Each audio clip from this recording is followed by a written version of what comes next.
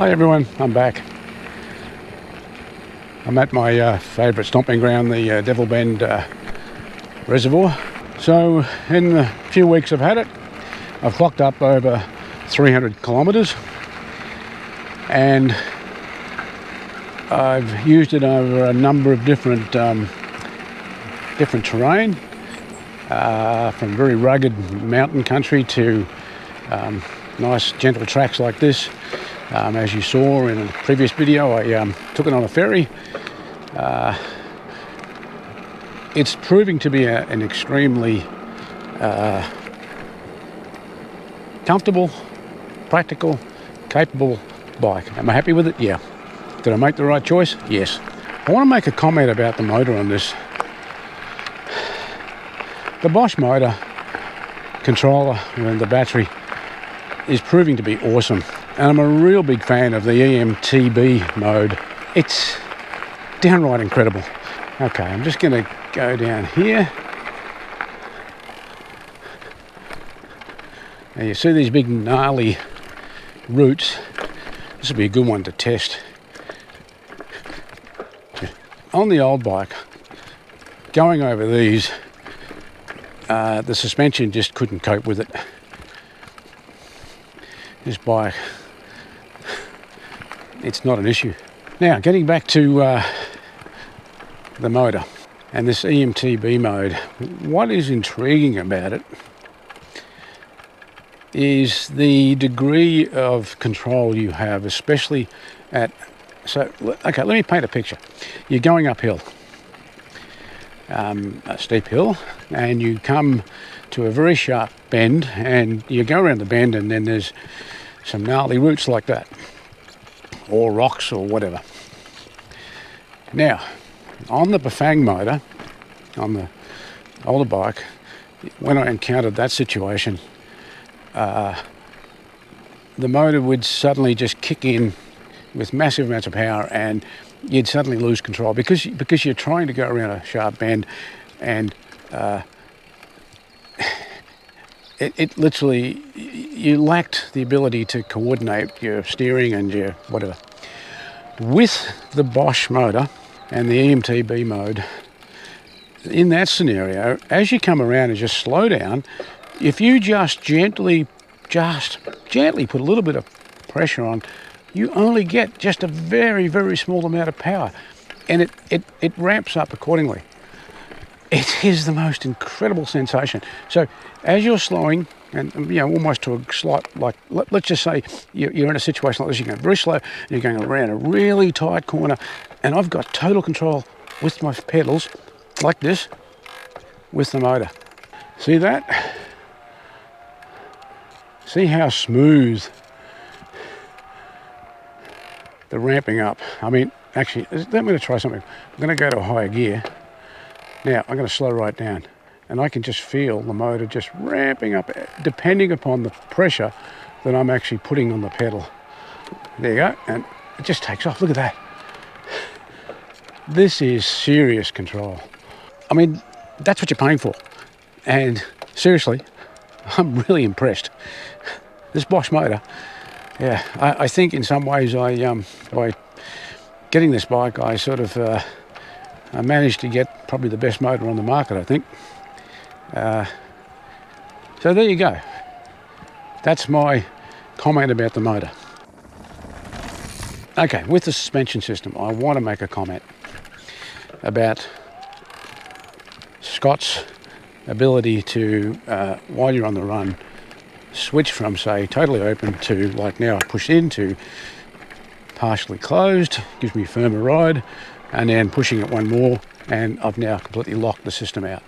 So here's an example of what I'm talking about. So I'm going to stand up and see how the bike's going up and down.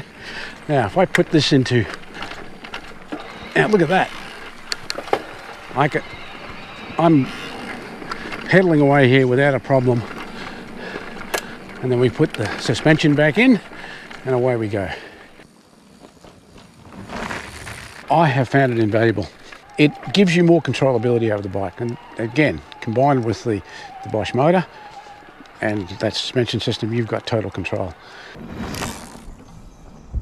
Brakes. Now, I remember reading in some of the other reviews that the brakes were lacking. Well, I don't know what the hell they had on the review bikes. I can assure you the brakes are not lacking on this. See, look, I can do that one-fingered. No problem whatsoever. And look at that. I mean, bloody hell. The stopping power is there. But I like to use two fingers like that. But I can easily stop the bike single, just using one finger. The gearing, phenomenal. Again, it all ties together. So, what I love about it is that you're riding along and you can feel your cadence. You're starting to get just a little bit hard, on the legs. See, you just one little click, like that, and all of a sudden you're in another gear. And I think because it's a 12-speed, and because there is such a small degree of change between gears, you have finite control. You combine the gearing, the fine control of being able to, without thinking about it, flip through the gears, your control over the suspension, and the control that the Bosch motor gives you. See, it's a classic case. I can just feel it, so I just drop down a gear, and the motor is just give me what I want depending on the pressure of the pedals. Is the Scott Genius bike better than, say, a Specialized Levo or Bayer Rise? No, not necessarily.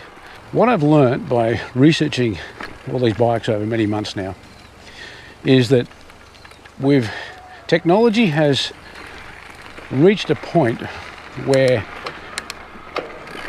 well, not just technology, but the development of these bikes has reached a point where they have all worked out the ideal compromise within the geometry to give you, and combined with the right components, to give you probably the best you can get. And I dare say that there are other models with certain tweaks are better at certain things. The point I'm making is that this bike is a great all-rounder, and I doubt whether you'll get much better in the all-round situation. And I would dare say that a lot of the competition have bikes that meet the same specs as this bike. So would I recommend it? Absolutely. Would I recommend it for someone my age? Absolutely. I mean, this is the thing. So I am not, a young guy in the 20s or 30s or even 40s who go around racing bikes and that. I'm in my mid-60s. I wanted a bike that I can casually ride around and enjoy myself, that could make sure I handle headwinds and stuff like that, and also allows me to do a bit of adventure work. And this bike here gives it to me in spades. And the other thing, for the price, for the money, $10,000 sounds like a lot of money, and it is, but relative to what else is on the market, out there, this is good value as far as I'm concerned. And it'll give me many, many, many years of pleasure. Oh, the tyres on this thing. Oh my God. Yeah. Again, another, something I learnt with this bike is that good tyres make a big difference. Especially with a lot of the going uphill and downhill steep, sort of nuggety type trails. You can feel it, especially when you come around a bend and you're suddenly confronted with a whole group of sort of gnarly rocks and roots and little drop-offs and so forth. And you can actually see the tyres wrapping themselves around and gripping the edges where other tyres would slip off. Size of the wheels, 29-inch. Okay, this comes back to a personal preference now, and this isn't a technical observation. This is, I personally prefer the 29-inch wheels. They feel more sure-footed. They give me more ground clearance. They just make the bike overall feel more capable. Range, well, what can I say? Okay, so I'm in EMT mode at the moment, and I've been riding for, I don't know, probably around 10k, and this is now showing I've still got 92k range. Now I'm hardly using it at the moment. This comes back to that control, that Bosch control. It's just phenomenal. One thing I will touch on, so this is the latest generation of Bosch Motor, but it's not the latest generation of controls. The latest controller allows you to use an app. I'm not so sure about that. Look, that's fine. I think this is a personal thing. I would recommend that you seriously consider whether you want that or not. Because, to be frank with you, you could find yourself mucking it up. I love the fact that this is fixed, locked in, and just gives me the sort of control I want, and I can glance down and see the screen and see the information I want, and that's it. That's all I want. You don't need any more. Frame. It is so comfortable.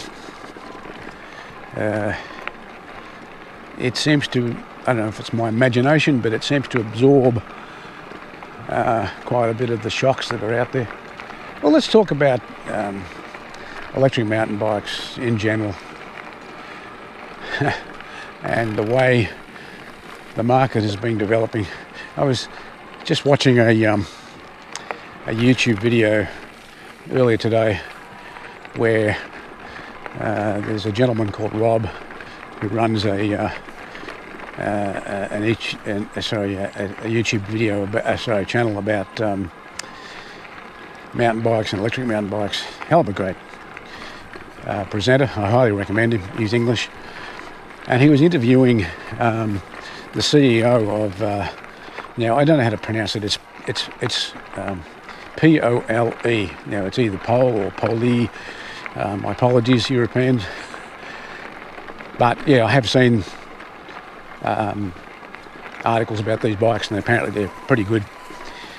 But the interesting thing that pricked my mind up, he indicated that he believes that there will be a market, the coming market for electric e-bikes in Europe, and just Europe alone, 20 million. It really gives you an insight into what the whole electric bike business is all about. That's incredible, and that's not taking into account Asia or China or America. Wow, no wonder bikes are so hard to come by. I firmly believe that e-bikes are just going to get bigger and better and so forth. And while I'm at it, I'm going to call out the politicians here in this country, especially in this state, and even more so down on the peninsula. Please pull your finger out and start fixing up the bike track network, especially on the peninsula here. We have this crazy situation where you've got a number of great bike tracks, but then they suddenly stop, and then there's great gaps in between, and you've got to ride across dangerous roads to get to the other part of the tracks. It's reminiscent of our bloody freeway structure that happened over the last 20-30 years. Anyway, I strongly recommend that you do something about putting some good resources into developing really strong bike networks, bike path networks. Anyway, there you go. That's my little gripe. So until next time, see you later.